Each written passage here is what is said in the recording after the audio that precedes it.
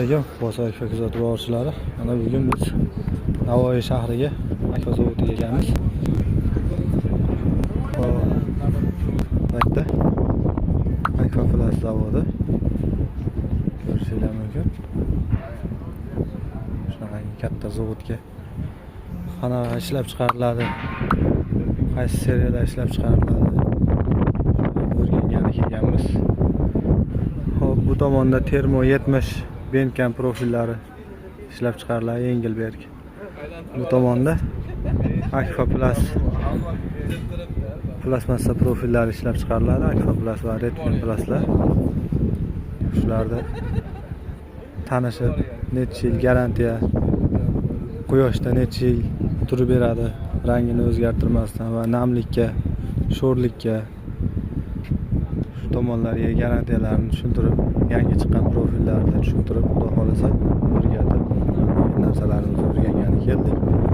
Bilganlarimizga ma'lumotlar yanada yaxshiroq ma'lumotlarga kelganmiz.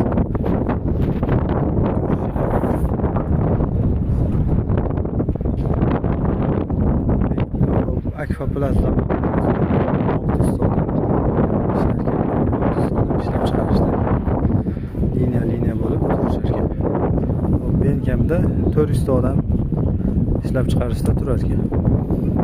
Hozir Bandcampga kirib chiqdik.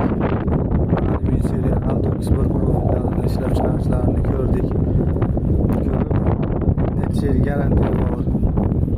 Qancha namlikka chidaydi, sho'rlik hammasi ma'lumotlarni yozib chiqdik. To'liq videosini joylab boramiz. Kuzatuvimizda davom etinglar. Sherigimiz ham shu yerda.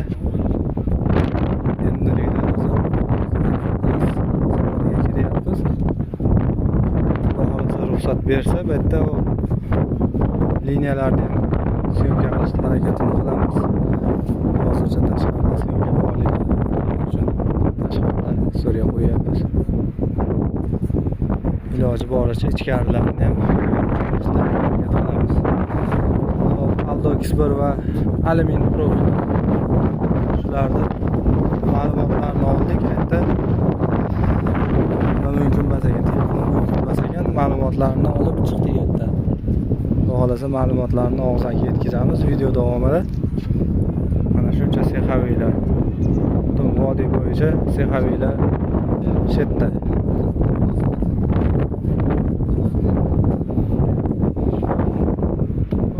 Redmi tomonidan taklif qilinib keldik.